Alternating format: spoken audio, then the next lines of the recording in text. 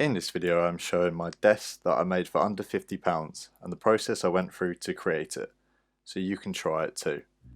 Here's how I did it.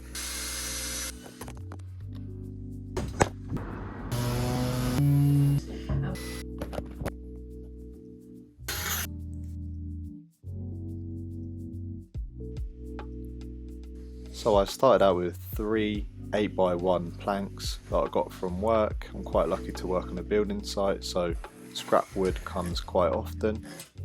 So I drew a line through all 3 planks so I knew where to put the pocket holes. I used a Kreg jig R3 for the pocket holes in 2 of the boards so that I could screw the boards together. I would definitely recommend the Kreg jig, as you don't ever need to do dowels or dominoes. All you need is a combi drill and you're good to go with joining boards. So as you can see on the 3 planks, on 2 of them I did the pocket holes. Used a bit of wood glue to reinforce the sides and then had 2-inch screws to attach the boards together, and it came out really sturdy. I had a little bit of lippage on the top of the board, and I thought this was going to happen as no board is truly flat.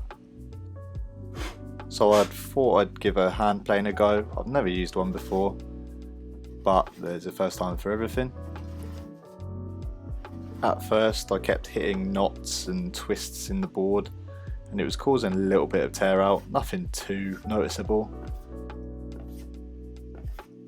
So I was having trouble at first, and then I decided to actually get a sharpening stone and sharpen up the blade for the plane, and as you can see it made a bit of a difference. I came out with quite a flat top, all the lips were gone in between the boards, and I was happy with the finish, especially as it was my first time using the hand plane.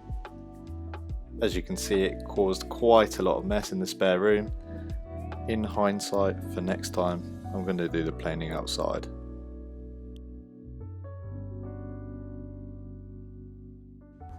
I took the top round my sister's house. She has a garden space and I don't, so I thought it'd be a bit better for noise and dust particles.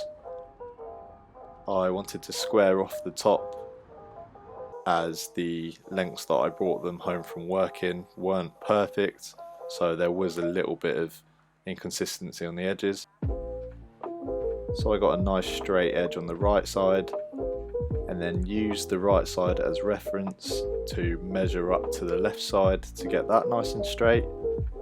Then using the F clamps and my 4-foot level, I used it as a guide for the circular saw to get a nice straight cut on the left side as well.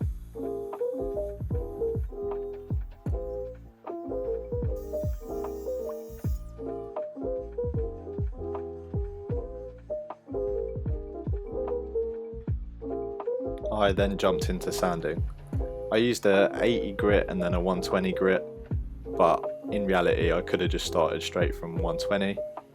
Here's my nephew's attempt at filming and then sanding. It's fair to say that he needs a little bit more practice on it. We then had a bit of an audience, a little bit of a jump around, and then the board was finished and ready for varnish.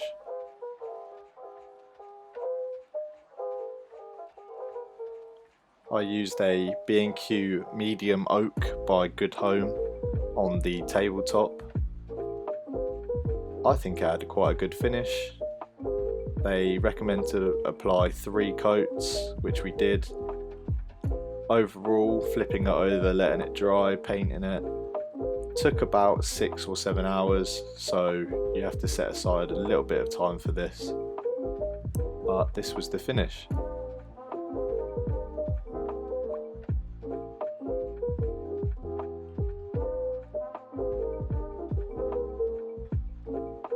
Now we're on to the legs part of the desk.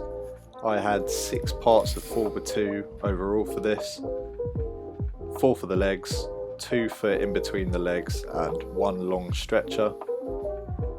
Here you can see me creating the support for the legs in between, using a combination square to try and get it accurate in the middle, and I used a bit of wood glue and again the 2-inch Kreg screws to attach the pieces together.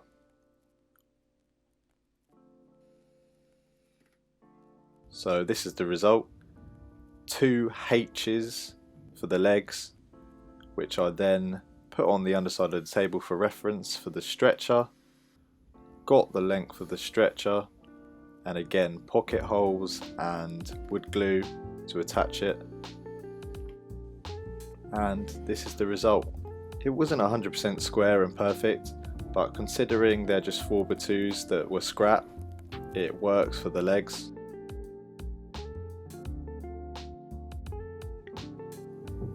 I put the desktop on the legs just to get a feel for it and realised there was a wobble on the table. One of the legs was out by about 12mm. So to combat this, I decided to mark out the other 3 legs so I didn't forget which ones they were. Then trim them all down by 12mm.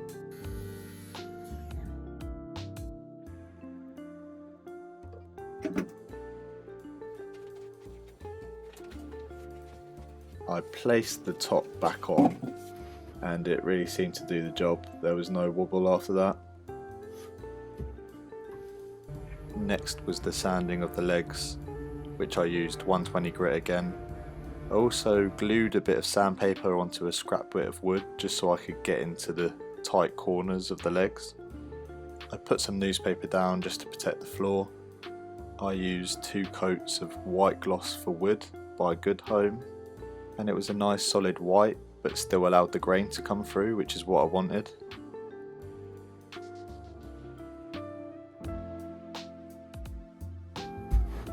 Then it was time for the final assembly.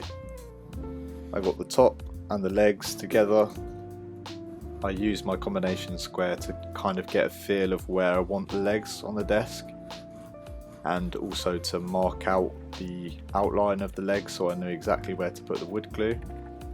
I then applied it to the top and to the legs and placed it down very carefully, trying to get right on those marks. The 2-inch Kreg screws again on all 4 legs.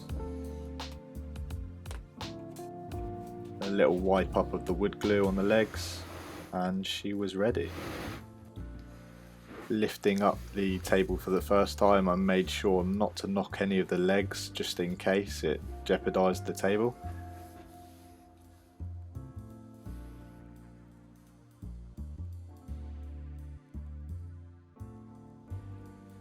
And there it is.